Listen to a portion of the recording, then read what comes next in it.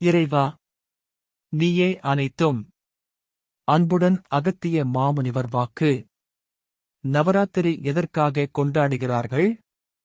சித்தன் அருள் 1533 October 19 2023 அன்று குருநாதர் அகத்திய பெருமான் உரைத்த பொதுவாக்கு. வாக்குரைத்த ஸ்தலம் மானசா தேவி மலைக்கோவில், ஹரித்துவார், உத்தரகண்ட் மாநிலம்.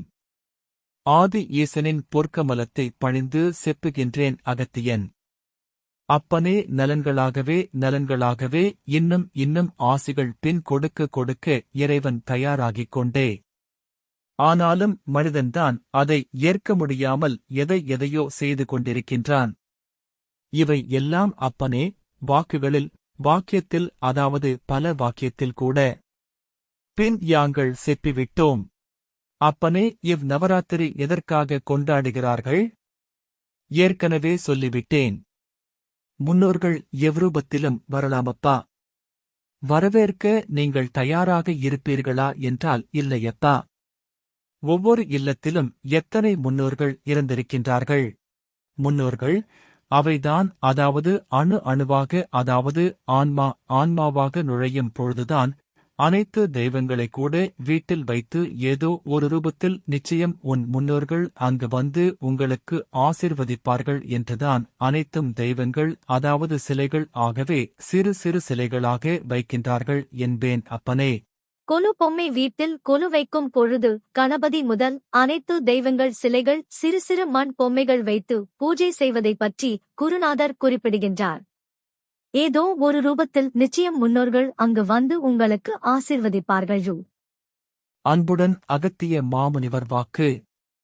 யாராவது நிச்சயம் உங்களை ஆசிர்வதிக்கும் பொழுதுதான் வாழ்க்கை மாறுமே தவிர, அதாவது மகாளய பட்சையில் மகாளய அமாவாசை காலங்கள் கூட யான் சொன்னேன் அப்பனே. அவர்கள் முன்னோர்கள் மகிழ்ந்து இங்கு வீட்டில் மண் பொம்மைகள் கொலுவைக்கும் பொழுது வந்துவிடுவார்கள்.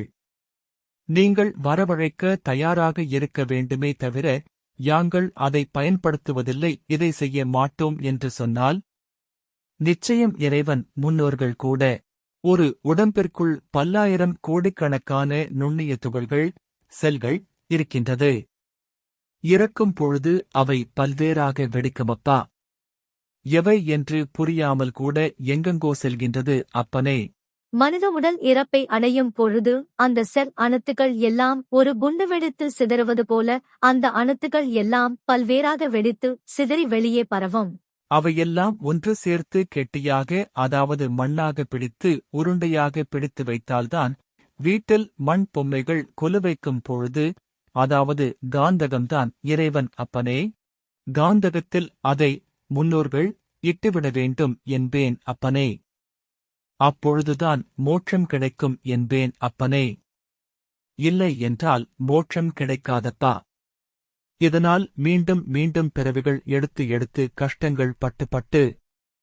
ஆனாலும் இன்னும் பல பேர்கள் பிறவிகள் வேண்டும் என்று கூட. ஆனாலும் ஒரு பிறவியில் சந்தோஷமாக இருந்து விட்டால் மறுபிறவி வேண்டும் என்று சொல்வார்கள் அப்பனே. ஆனால் மறுபிறவி பிச்சை நிலை ஏற்படும், கஷ்டங்கள் ஏற்படும் அப்பனே. ஆனால் பிறவியே வேண்டாம் என்று கூட. இப்படி தேவையா பிறவி? சித்தர்கள் யாங்கள் பல கண்டுபிடிப்புகளை பிடித்து எப்படியெல்லாம் மனிதன் வாழ்ந்தால் அனைத்தும் விரும்பியதெல்லாம் பின் தானாகவே செய்து கொள்ள முடியும் என்பதை எல்லாம் தெரிந்து வைத்துக்கொண்டு மக்களுக்கு கூட உண்மை நிலைகளை புரிய வைத்து, அதற்காகத்தான் அப்பனே யாங்களும் கூட இறைவனையாராலும் இறைவனை கூட நெருங்கவும் முடியாதப்பா. எங்கள் அருள்கள் பெற்றிருந்தால் இறைவனை நெருங்கவும் முடியும், அனைத்தும் சாதிக்கவும் முடியும் அப்பனே.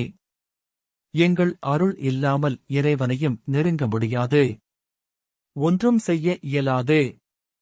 சொல்லிவிட்டேன் அப்பனே. இன்னும் பொய்கள்பா எதை என்று அறிய. அதனால் தேவி எவ்ரூபத்திலும் வரலாம். நவநாட்கள் நவராத்திரி. மனிதனாக வாழ கற்றுக்கொள்ளுங்கள் அப்பனே. நலன்கள் ஆசிகள் அப்பனே. இன்னும் வாக்குகள் பலமாக இருக்கின்றது. சொல்கின்றேன் அப்பனே. நலன்கள் ஆசிகள். ஓம் அன்னை ஸ்ரீ லோபாமுத்ரா உடனுரை தந்தை அகத்திய மாமுனிவர் திருவடிகளில் சமர்ப்பணம். சர்வம் சிவார்ப்பணம்.